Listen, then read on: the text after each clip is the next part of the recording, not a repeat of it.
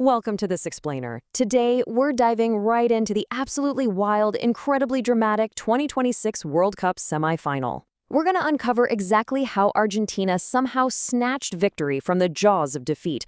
We are talking about a match that literally had it all, right? I mean, tactical blunders, ice-cold execution, and a legendary player putting an entire nation on his back.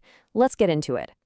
So, the burning question, the one echoing through stadiums and pub screens literally all around the world, was this. Why does England always make it so hard for themselves?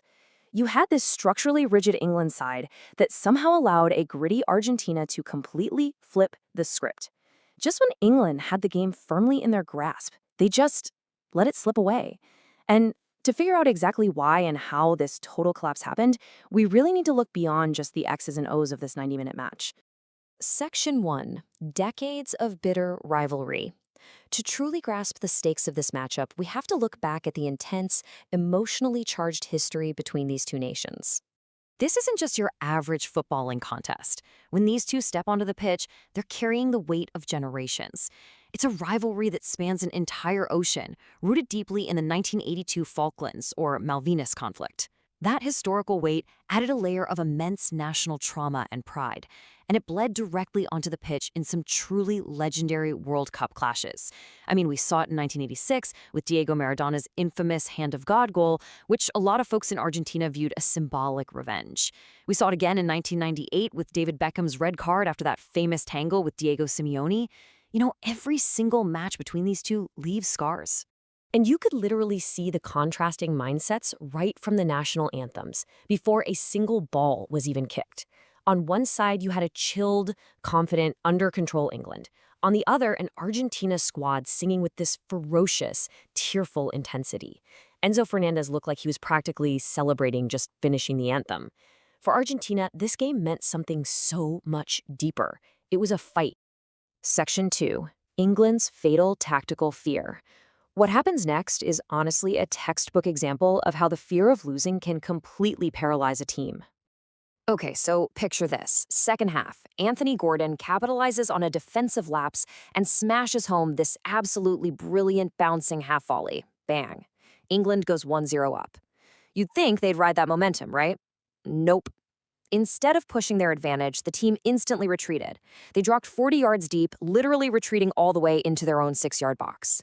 They completely abandoned any attempt to counterattack. Just to put this into perspective for you, in the first half, both teams entered the opposition box 4 times. Totally even. But in the second half, Argentina entered the English box a staggering 24 times. 24! England essentially just sat back and invited relentless waves of Argentine pressure. As the experts highlighted in our sources, England basically parked the bus way, way too early. One analyst actually called it a small team mentality, pointing out that England displayed this fearful, passive mindset that practically handed the entire initiative straight back to a hungry opponent. You just cannot sit back and try to shut up shop for 35+ minutes against a team with the quality and grit of Argentina. It's a total recipe for disaster. And comparing the managers here reveals literally everything you need to know about the tactical collapse. While England's manager Thomas Tuchel seemingly panicked, stacking his defense, taking off offensive threats like Gordon, and bringing on center backs like Ezri Konsa and Dan Burn, Argentina's Lionel Scaloni was incredibly proactive.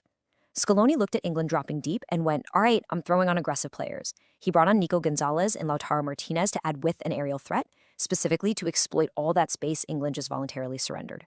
Tuchel was playing not to lose, while Scaloni was playing to win. Section 3. The cold nerves of Argentina. Now let's flip over to the other side of the pitch and look at how Argentina's absolute refusal to die completely overwhelmed England's defensive shell.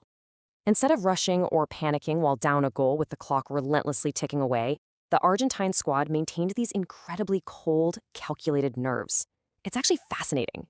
They didn't just start lumping long, hopeful balls forward aimlessly, hoping for a lucky bounce. No, they knew England was terrified. So they systematically chipped away at the defense, completely unfazed by the deficit. They trusted their system. They knew they had the street smarts and the sheer determination to break England down piece by piece. And here is exactly how they executed it. Step 1, Scaloni adds width to stretch that unbelievably deep English block. Step 2, because England had 8 players just sitting totally flat in their own box, Argentine midfielders were suddenly given massive amounts of time and space on the edge of the area to launch long shots. And step 3, Enzo Fernandez capitalizes. After firing off a few warning shots, Enzo takes his time, lines it up, and launches this brilliant clutch strike from outside the box in the 85th minute. Boom, the dam finally broke.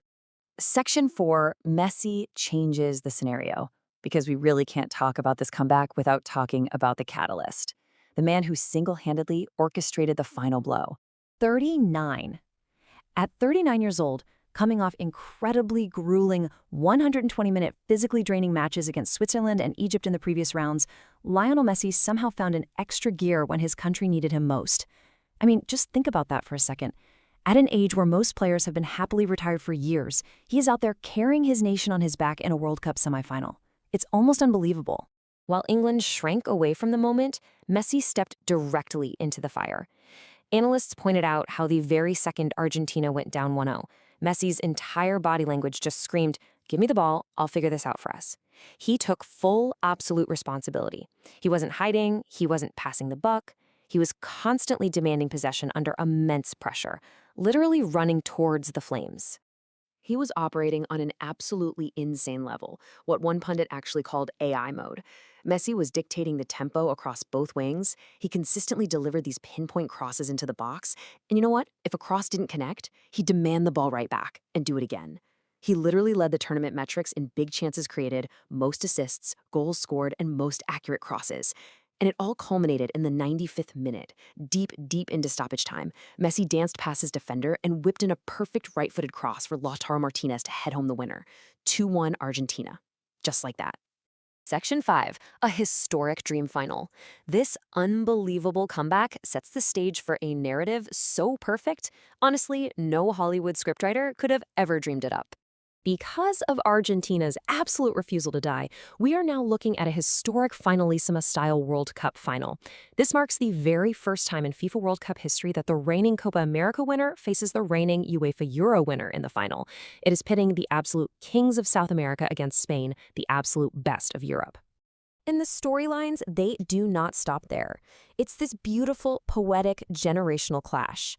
On one side, you have Lionel Messi, the 39-year-old veteran, pursuing a historic back-to-back World Cup title, which could potentially cement his status as the undisputed greatest of all time.